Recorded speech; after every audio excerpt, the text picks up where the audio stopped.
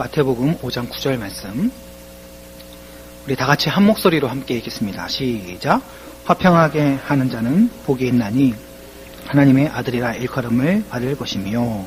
아멘. 네, 성령의 열매 쭉 말씀 함께 보고 있는데요. 오늘 세 번째 화평이라는 주제로 말씀을 함께 나누도록 하겠습니다. 처음 담임 목사님께서 설교하시면서 말씀하시면서 이 성령의 열매에 관한 총체적인 개관을 처음에 잡아주셨거든요. 중요한 포인트가 있었습니다. 그 부분을 한 번 더 우리가 확인을 하고 좀 점검을 하고 이 말씀으로 함께 넘어갔으면 좋겠습니다. 성령의 열매를 생각할 때에 우리는 그 열매 자체에 많이 집중을 하게 됩니다. 그렇지, 사랑해야지, 우리에게 희락이 있고 기쁨이 있어야지, 우리가 화평하고 평화를 누리고 평강해야지, 이런 생각들을 많이 하게 되는 것이죠. 그런데 잘 생각해 보시면 이것이 우리만 추구하는 것입니까? 예수 믿는 사람들에게만 있어야 되는 겁니까? 어떻습니까? 예수 믿지 않는 사람도 사랑을 추구합니까? 안 추구합니까? 추구하죠. 예수 안 믿는 사람들에게 절제는 나쁜 겁니까? 좋은 겁니까? 그거 좋은 거죠. 그들에게도 좋은 것입니다. 교육으로도 배우고요. 오래 참는 것도 그렇고요. 자비를 베푸는 것도 그렇고요. 선을 행하는 것도 그렇고요. 그럼 성령의 열매라고 말을 하는데 이건 세상 사람들도 다 추구하는 거잖아요. 이 무엇이 더 중요하겠습니까? 이게 같은 사랑이라도 같은 사랑인 것이 아닌 것이죠. 이 열매 자체가 포인트인 것이 아니라 이것이 무엇의 열매인 게 포인트냐면 성령의 열매인 것이 포인트라는 것입니다. 성령의 열매로서의 사랑은 세상의 사랑과 다른 줄 믿습니다. 성령의 열매로서의 희락은 세상의 희락과 다른 줄 압니다. 성령의 열매로서의 화평은 세상의 화평과 다른 줄 믿습니다. 그래서 성령께서 우리에게 주시는, 우리가 하나님을 믿고 성령의 충만함으로 말미암아 나타나게 되어지는 이 열매는 같은 이름일지라도 세상과 다른 것입니다. 그것이 요한복음 15장 5절에 예수님께서 말씀하시면서, 성령에 대하여 말씀하시면서 이런 비유를 하십니다. 나는 포도나무요 너희는 가지라. 그가 내 안에 내가 그 안에 거하면 사람이 열매를 많이 맺나니 나를 떠나서는 너희가 아무것도 할 수 없음이라. 아니, 열매를 맺느냐 안 맺느냐 이게 중요한 게 아니라 열매를 맺는 사람은 무엇을 해야 열매를 맺을 수 있느냐, 이게 그 무엇을 해야 되느냐가 더 중요하다는 거예요. 나를 떠나서는 너희가 아무것도 할 수 없다. 내 안에서만 너희들이 열매 맺을 수 있다. 이렇게 얘기하고 있는 것입니다. 누구 안에 거하는 것이 중요한 것입니까? 예수 그리스도 안에 거하는 것이 중요하다라는 것이죠. 성령의 충만함, 성령 안에 거하는 것이 중요하다 이것이죠. 그것을 포인트로 예수님은 설명하고 있는 것입니다. 성령을 떠나서는, 예수를 믿지 않고서, 예수 안에 거하지 않고서는, 성령에 충만하지 않고서는 우리는 이러한 열매를 맺을 수 없다는 것입니다. 이 열매는요, 열매를 보면서 이 나무가 사과나무였구나, 그 열매를 보면서 이 나무가 포도나무구나, 이렇게 그 나무의 어떠한 본질, 이것이 어떤 것이었는가를 보여주게 되는 거예요. 우리가 성령의 충만함으로 그 열매를 보여줄 때, 이 사람은 하나님을 믿는 사람이구나, 이 사람은 성령에 충만한 사람이구나, 이렇게 생각해 볼 수 있는 것입니다. 물론 무조건 그렇지는 않지만요, 그렇게 유추해 볼 수는 있다는 것입니다. 열매를 통해서 성령의 충만함을 증거할 수는 없지만 성령에 충만한 사람은, 예수 안에 있는 사람은 반드시 그 열매가 나타나게 되어 있다는 것입니다. 그래서 예수님께서 강하게 이런 말씀도 하셨어요. 마태복음 7장 20절에 보니까, 이러므로 그들의 열매로 그들을 알리라. 나더러 주여 주여 하는 자가 다 천국에 가는 것이 아니다. 진실한 신앙은 그가 누구의 가지로 되어 있어서, 누구에게 접붙임 자가 되어서 온전한 그 성령의 열매를 맺느냐, 그 열매로 그 사람을 알 수 있다라고 이렇게 강력하게 이야기를 하고 있는 것입니다. 그러므로 우리가 이 성령의 9가지 열매를 생각할 때 우리가 자연스럽게 이렇게 생각하게 되거든요.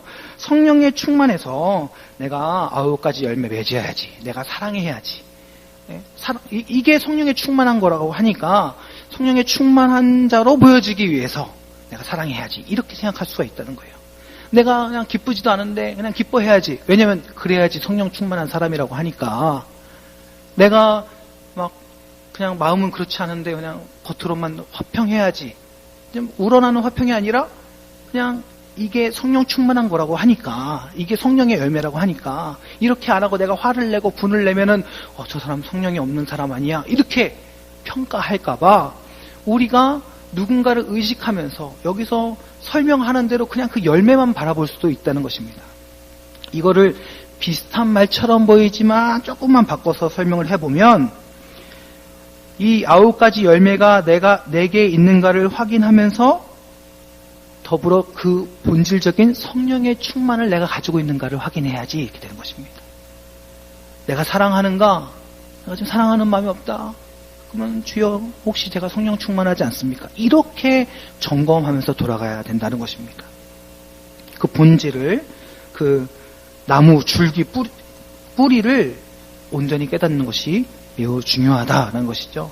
오늘 우리가 성령의 열매 세 번째 화평을 볼 것입니다. 이 화평이 무엇으로서의 화평이냐? 성령의 열매로서의 화평입니다. 그냥 평화롭고 평강하고 그러한 어떤 그 말이 주는 느낌, 그 단어가 주는 그 설명이 아니라 성령의 열매로서의 화평. 그래서 그 화평의 본질을 오늘 우리가 이 말씀을 통해서, 묵상을 통해서 한번 살펴보려고 합니다. 제가 이 말씀을 쭉 찾아보면서 화평을 검색을 해봤는데요. 검색을 해보니까 우리말로는 되게 여러 표현으로 나와 있어요. 화평, 평화, 또 평강, 이렇게 여러 말로 표현되어져 있습니다. 그런데요, 영어로 보니까 이거는 peace로 동일하게 번역이 되어져 있고, 성경 원어로 보니까 헬라어로 에이레네라는 원어로 동일하게 표현되어져 있습니다. 우리말로만 조금 어감이 다를 뿐이지 실상은 이게 이제 같은 말인 거예요. 평화를 추구하고 화평을 추구하고 두 글자만 이렇게 바꾼 거잖아요. 그 다음에 평강을 하나님 앞에서 누리고 할 때 이 모든 것이 동일한 단어다라는 것입니다.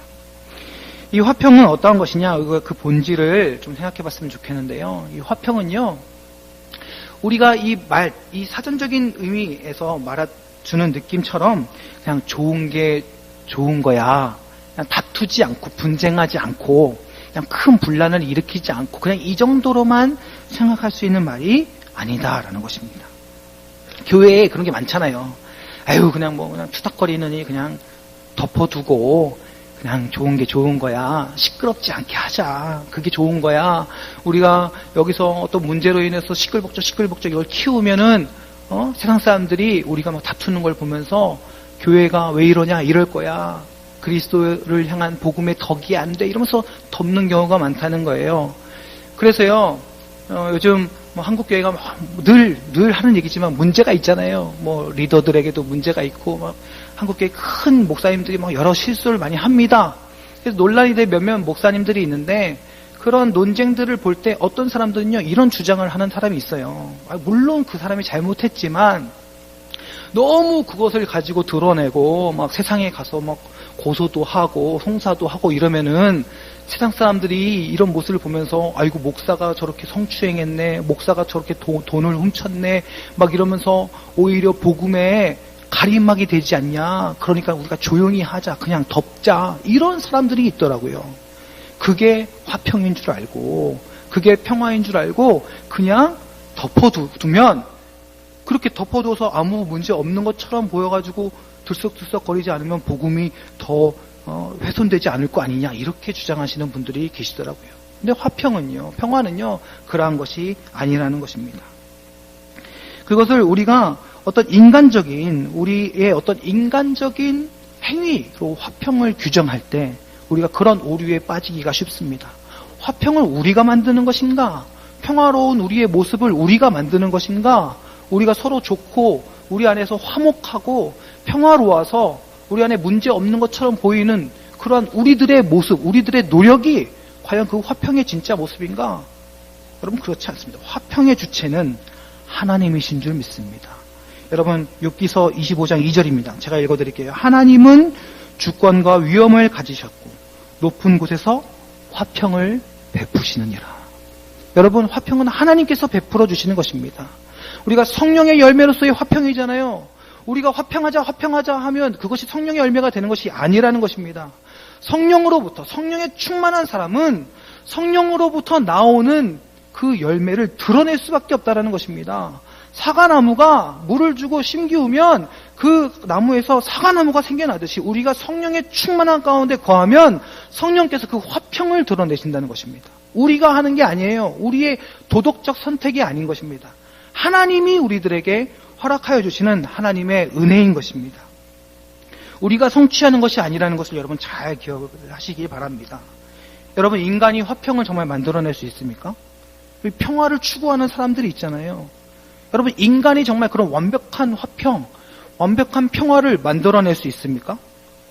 여러분, 오늘날 우리가 살아가는 이 한국 사회 이 안에서조차도 인간은 절대적으로 화평을, 완전한 화평, 누구나 만족할 수 있는, 모든 사람을 아우를 수 있는 완전한 화평을, 평화를 만들 수 없는 존재라는 것을 여실히 보여주고 있습니다. 모든 이들을 만족시킬 수 없습니다. 지난주 토요일에 광화문에서 이 시민, 그 마이너 저널리즘, 그러니까 그런 기자들이 추산한 것은 13만 명, 그리고 경찰들 추산한 것은 7만 명입니다. 평균을 내서 뭐 한 10만 명이라고 치십시오. 여러분, 서울의 그 광장에 10만 명이 모여가지고 막 시위를 했습니다. 여러 가지 주제로 시위도 하고요. 난리가 났었습니다. 언론에 안 나왔습니다만 10만 명이 모였어요. 그런 커다란 일이 서울에서 있었습니다. 그것을 보면서 여러 기사들도 나고 저런 기사들도 나고 거기에 사람들이 여러 가지 반응을 보입니다. 똑같은 사건을 놓고도 여러분 거기에 여러 가지 의견들이 많이 갈리는 것입니다. 이런 시위를 통해서 시민의 주권을 회복해야 된다. 이런 시위가 민주주의의 상징이다. 이렇게 주장하는 사람들도 있고요. 아니, 그렇게 하면서 폭력 시위를 하고 경찰 버스를 부수면서 이런 폭력 시위를 하는 게 무슨 시민의 주권이냐? 공권력을 부수고 나라를 위협하고 막 이러면서 어떤 심하신 분들은 빨갱이다. 이렇게도 얘기하고 여러 모양으로 의견이 갈립니다. 여러분, 그것이 좋은 시위였을까요? 나쁜 시위였을까요? 우리가 여기서 결론을 내릴 수가 없습니다. 다 달라요. 여기 다 생각이 다 똑같을 수가 있을까요? 사람이 벌어지는 이 땅의 일들을 우리가 어떻게 한 가지로 다 규정해서 설명할 수 있겠습니까? 사람의 생각은요, 사람의 판단은요, 절대로 이 땅에서 화평을 추구할 수가 없습니다. 여러분, 전 세계가 지금 IS로 몸살을 앓고 있지 않습니까? 지금 프랑스 파리에서 120명이 넘는 사람이 테러로 숨졌습니다. 영화를 보다가 그렇게 막 난리가 난 거예요. 아이고, 저 먼 나라에서 그런 일이 생겼구나 싶을 수 있죠. 얼마 전에 그 IS에 속한 어떤 테러범이 잡혔는데 그 테러범 소지품에 그 교통카드, 우리 대한민국 대구 교통카드가 있고 한국말로 쓰여 있는 신분증이 있었습니다. 그래서 그 사람이 트위터에다가 한국 여기저기 다니면서 인증샷 찍어서 올렸어요. 그래서 IS 그 테러범이었습니다. 그러니까요, 이게 전국 전 세계에 이 사람들이 다 퍼져 있는 거예요. 머나먼 얘기가 아닙니다. 우리가 하나님 앞에 지금 기도해야 될 때입니다. 그러니까요, 우리는 또 보면서 당하는 입장이니까 또 나쁜 놈이라 그러지. 근데 그들의 입장에서는 자기들은 또 자기 신을 드러내는 그런 자기 나름대로의 논리를 또 가지고 있습니다. 세상의 사람들이 사람이라는 존재가 무엇으로 화평하고 하나 되는 평화를 만들 수 있겠습니까? 어떤 인간이 그것을 주장하면서 모든 사람들을 아우를 수 있겠습니까? 제가 핸드폰을 하나 쓰고 있습니다. 아주 고가의 좋은 폰입니다. 이걸 쓰면서 문명을 느끼면서 이것을 통해서 하나님의 일도 합니다. 그런데 그거 아십니까? 이것을 만들기 위해서 중국의 노동자들은 노동력을 착취당하고 있어요. 그러니까 좋은 물건인데 이거 하나님 위해서도 쓰이는데 이걸 만드는 데 있어서 노동 착취가 있었습니다. 그래서 한참 이것을 만드는 회사에서 많은 세계적인 지탄을 받았어요. 월드컵이 일어납니다. 많은 사람들이 그 축구의 축제로 인해서 막 기뻐해요. 여러분, 그러나 그 축구공을 만들기 위해서 아프리카에 10살도 안 된 아이들이 한 땀 한 땀 손으로 노동하면서 얼마 안 되는 돈을 가지고 하루하루 연명하면서 살아갔습니다. 많은 지탄들이 있었어요. 여러분, 어떤 화평이, 어떤 평화가 이 땅에 있는 인간이 만든 그 무엇이 모든 사람을 평화롭게, 화평하게 만들 수 있겠습니까? 우리가 물론 보편적으로 옳은 얘기들을 할 수 있습니다. 그러나 모든 사람을 만족시킬 수는 없는 것입니다. 그것이 바로 사람의 한계요. 그것이 바로 인간의 죄성인 것입니다. 그러나 우리 아버지 하나님은 모든 이들을 만족시키실 수 있는 줄 믿습니다. 하나님은 어떠한 분이십니까? 하나님은 모든 생각과 모든 말과 모든 역사 속에 하나님 주인이시고 하나님이 그 주권을 행사하시는 줄 믿습니다. 하나님 그분 스스로가 삼위일체 하나님이셔서 한 분이시면서 세 분이신 완전한 연합과 그 평화를 화합을 이루어내시는 하나님이신 줄 믿습니다. 그뿐만이 아니라 시간 속에서 과거와 현재와 미래의 모든 곳에서 완전하게 임재하시는 아버지 하나님은 우리 인간의 사고를 뛰어넘는 하나님의 그 존재로서의 평화와 단합과 하나됨을 이루어 가시는 줄 믿습니다. 그 화합을 하나님께서 우리 역사 속에 부어주시고 단절되었던 우리와 하나님과의 관계성을 하나님께 사랑으로 베풀어 주시는 것이죠. 하나님은 모두를 만족시키실 수 있는 유일한 화합의, 화평의 주체이신 것입니다. 여러분, 그 화평은 하나님으로부터 온다는 것을 기억하시기 바랍니다. 중요한 것은요, 우리가 무조건 성품적으로 우리의 이 단어가 주는 그 말대로 다투지 않고 참는 것만이 화평은 아니라는 것입니다. 마태복음 10장 34절에 이런 말씀도 하셨습니다. 내가 세상에 화평을 주러 온 줄로 생각하지 말라. 화평이 아니요 검을 주러 왔노라. 이게 무슨 말입니까? 예수님이 싸우라고 오히려 화평을 깨러 오셨다는 거예요. 그러면 정말 예수님이 우리로 하여금 나가서 그냥 세상과 막 이렇게 지지고 볶고 막 부딪히고 막 폭력적으로 싸우라는 얘기입니까? 그렇지 않습니다. 여러분, 이것은 하나님을 믿는 자들의 본질이 결국에는 하나님으로 인하여 이 세상으로부터 미움을 받는다는 얘기예요. 싸울 수밖에 없다는 것입니다. 하나님을 믿고 성령에 충만한 사람은 세상과 대적할 수밖에 없는 존재가 되는 것이에요. 요한복음 15장 19절입니다. 너희가 세상에 속하였으면 세상이 자기의 것을 사랑할 것이나. 또 우리가 세상에 속한 자들이면 세상이 오히려 우리를 사랑해 준다는 거예요. 세상 거니까, 자기 거니까. 그런데요, 너희는 세상에 속한 자가 아니요. 도리어 내가 너희를 세상에서 택하였기 때문에 세상이 너희를 미워하느니라. 여러분, 주님께서 우리를 선택하여 주신 줄 믿습니다. 여러분, 그런데 그것 때문에 세상이 우리를 미워한다는 거예요.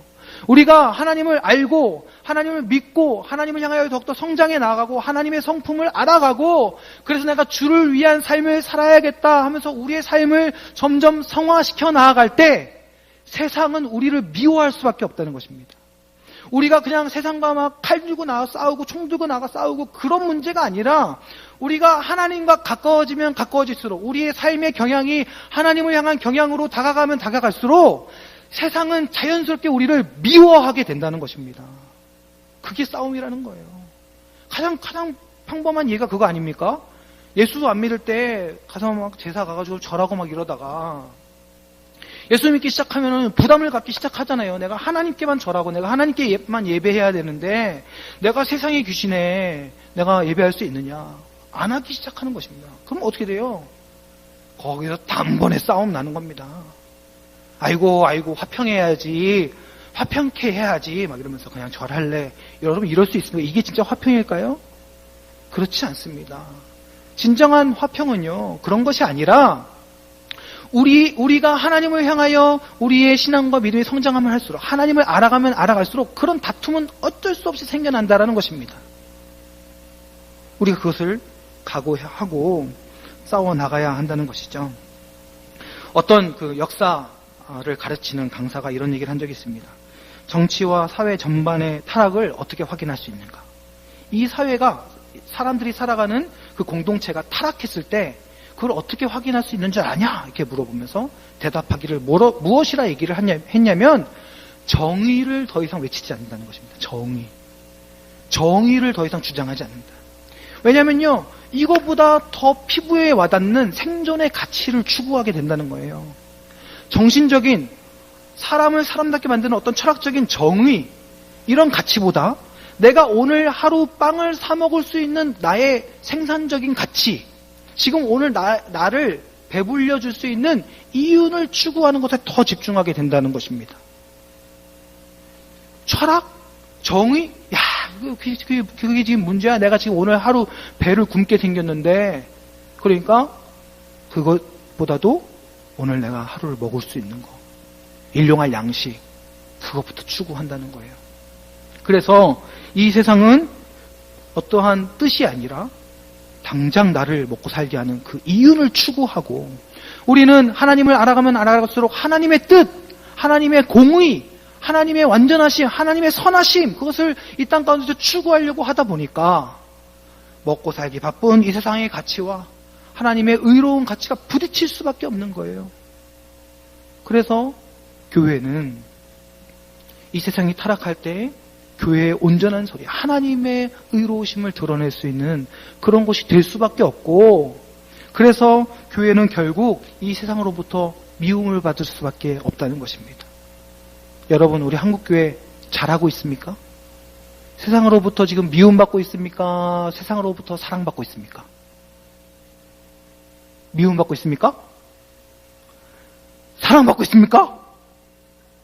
네, 이렇게 물어보면 뭘 대답해야 될지 모르시겠죠. 네, 좀 교회마다 좀 다른 것 같습니다. 우리 남문교회는 하나님의 뜻을 온전히 따르는, 하나님의 공의를 추구하는 교회 되어서 세상으로부터 미움받기를 소망합니다. 하나님께서 우리를 채워주시고 하나님께서 그 공의를, 하나님의 의를 따라 살아가는 정직한 교회, 정의의 교회가 되어질 때, 복음의 교회가 되어질 때에 오히려 하나님께서 교회를 세우시는 그 은혜를 보게 되어질 줄 믿습니다. 우리가 하나님의 화평을 추구하기 위해서는 하나님의 말씀을 따라 살아가고, 하나님의 말씀을 따라 살아가는 것은 죄된 세상으로부터 미움을 받을 수밖에 없습니다. 화평이 하나님으로부터 오는 것인데, 화평은 하나님의 성품인데, 아니 근데 왜 이 세상은 평화롭지 않은 일들이 벌어집니까? 여러분, 세월호 사건이 있을 때 같이 우셨죠? 그러면서 기도하지 않으셨습니까? 하나님, 왜 이런 일이 벌어졌습니까? 하나님이 저 불쌍한 아이도 왜 안 살려주십니까? 여러분, 우리는 그런 기도합니다. 왜 하나님이 이러한 일들을, 이 평화가 깨지는 그러한 사건들을 우리들에게 주실까요? 여러분, 저는 이렇게 대답하고 싶습니다. 많은 청년들이 그렇게 물어봅니다. 여러분, 하나님이 잘못했습니까? 하나님이 잘못하셨어요? 하나님이 배를 뒤집으셨습니까? 아니죠. 네.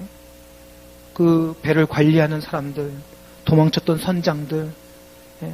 다 재판을 다 받지 않았습니까? 사람의 잘못이, 사람의 죄악이죠. 사람의 연약함으로 인하여서 생겨난 일을 하나님께 책임을 돌려서는 안 되는 것입니다. 역사의 큰 틀에서 보십시오. 아담의 타락한 이후로, 그리고 지금의 역사까지 하나님께서 화평을 위해서 무슨 일을 하셨습니까? 이 말도 안 듣는 이스라엘 백성도 보시죠. 말도 안 듣는 그 백성 하나님께서 채찍질하시고 가르치시고 돌이키시면서 끊임없이 순종하는 자들의 구원을 선포하시잖아요. 처음에 약속하셨던 언약을 끊임없이 하나님이 신실하게 지키시잖아요. 하나님이 이 화평을 깨셨어요? 아닙니다. 하나님의 약속을 깬 자들은 사람이죠. 이스라엘 백성이었습니다. 인간이었습니다. 하나님이 그러신 것이 아닙니다.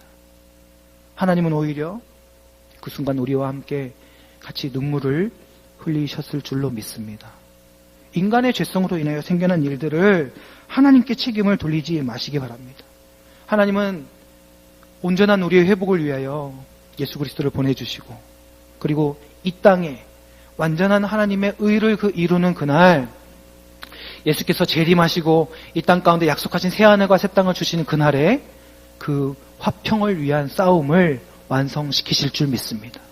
그런 과정 속에 있는 거예요. 과정 속에. 우리가 연약해서 그런 질문을 할 수 있지만, 그러나 그 책임이 우리에게 있음을 우리는 고백해야 할 것입니다. 화평을 정리를 하면서요, 이 진정한 화평의 본질을 다시 한번 이야기를 하자면, 하나님이 주체이시면서 동시에 그 화평은 곧 하나님이신 줄 믿습니다. 하나님이 주신 것입니다. 성령의 충만함 얻을 때 우리가 맺어지는 그런 열매이지만, 동시에 하나님 그분이 화평이시기 때문에 그로 인하여 화평의 열매들이 성도들에게 맺어지는 것입니다. 에베소서 2장 14절을 보십시오. 그는 우리의 화평이신지라 둘로 하나를 만드사 원수된 것 곧 중간에 막힌 담을 자기 육체로 하시고. 화평의 하나님께서 그 화평의 그 본질을 이루시는데 어떻게 이루시냐면 그 화평은 세상에서의 평화로움, 사람과 사람 사이에서의 평화로움을 뛰어넘는 본질적 화평을 보여주시는데 그것이 무엇이냐? 하나님과 단절되었던 인간과의 화평을 예수 그리스도의 십자가로 말미암아 우리들에게 허락하여 주신 줄 믿습니다. 여러분, 화평은 곧 복음입니다. 화평은 곧 예수 그리스도입니다. 화평은 곧 하나님의 마음입니다. 화평은 곧 하나님 그분이신 것입니다. 세상에 보여지는 우리가 우리끼리 말하는 인간적인 화평, 평화, 그것이 아니라 더 본질적으로 하나님이 우리들에게 베풀어 주신 구원의 은혜가 하나님이 먼저 우리의 죄악을 파하시고 쌓아졌던 우리와 하나님과의 벽을 허무시는 참다운 화평이라는 것입니다.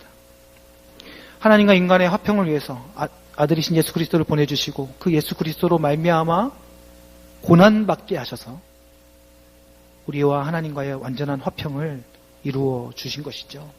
그럼으로써 이 땅을 살아가는 예수께서 다시 이 땅 가운데 약속하신 바대로 오셔서 그 새하늘과 새 땅을 이루어 주시기까지 하나님 나라 천국 복음을 가지고 있는 이 땅을 잠시 살아가는 우리는 예수 그리스도를 따라가는 화평의 모습을 드러내야 하는 것입니다.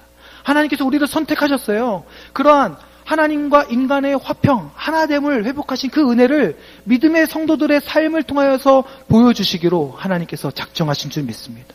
우리 주님이 고난받아 화평을 이루셨던 것처럼 우리가 이 땅을 살아가며 잠시 고난받는 삶을 통하여서 우리가 이 땅 가운데 하나님과 우리의 화평을 세상에 드러내게 되는 줄 믿습니다. 한 분도 우리 주일 설교 때 담임 목사님도 몇 번 물어보셨지만 우리 어르신들 인생을 돌아보면 그 삶이 고난이었습니까? 평강이었습니까? 고난이었죠. 안 좋은 기억들만 더 많이 생각이 납니다. 그런데 그 고난을 하나님께서 성도의 고난을 받으셔서 하나님의 역사하심으로 드러내신 줄 믿습니다. 그게 성도의 역사죠. 성도의 능력이죠. 하나님께서 교회 가운데 베풀어 주신 은혜인 것입니다. 고통스러울 때 세상 사람들은 원망합니다. 환경을 원망하고 세상을 원망하고 자기 자신을 원망합니다. 그러나 믿는 성도는 순간적으로 인간적으로 불평할 수는 있으나 그러나 천지 만물의 주인이시고 이 모든 것을 주관하시는 아버지 하나님의 위대하심을 볼 때에 오히려 그 고난 가운데 하나님을 찬미하며 하나님을 드러내게 되는 줄 믿습니다.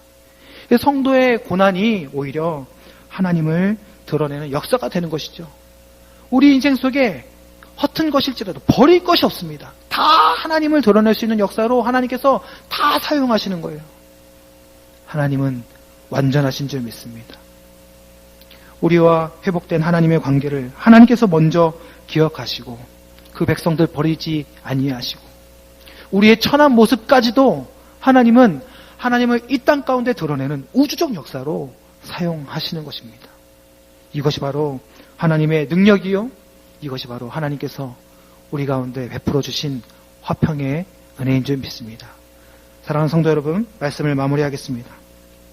성령께서 하시는 역사는 그리스도께서 하신 일과 그 말씀을 생각나게 하시는 것입니다. 요한복음 14장이 그렇게 설명하고 있습니다. 그러므로 성령의 열매는 그리스도이신 예수께서 하신 그 일들을 드러내는 것이지요. 예수께서 십자가의 은혜로 말미암아 고난받으시면서 죽으시면서 하나님과 우리의 화평을 이루어 주신 줄 믿습니다. 사랑하는 성도 여러분, 이제 우리의 고난의 삶을 통하여서 하나님은 이 땅 가운데 우리를 힘들게 하시는 것이 아니라 그 고난의 삶을 통하여서 오히려 하나님을 바라볼 때에 이 땅 가운데 고난을 뛰어넘어 화평과 회복의 은혜를 허락하여 주시는 하나님의 역사를 우리를 통하여 이 땅 가운데 드러내시는 줄 믿습니다. 하나님을 모르는 이 세상의 모든 세상의 사람들이 우리의 고난을 인내하고 화평케 하신 하나님의 그 은혜를, 복음의 은혜를 삶 가운데 누릴 때에 우리를 통하여서 살아계신 하나님 보게 되는 줄 믿습니다. 그로 인하여 화평케 하는 자, 하나님의 사람이라 하나님의 아들이라 불러 일으킴을 받음으로 말미암아 그 화평케 하신 하나님의 성품이, 성령의 열매가 우리의 삶을 통하여 이 세상 가운데 드러남으로 살아계신 하나님이 드러나는 믿음의 삶이 되시기를 주님의 이름으로 간절히 축원합니다.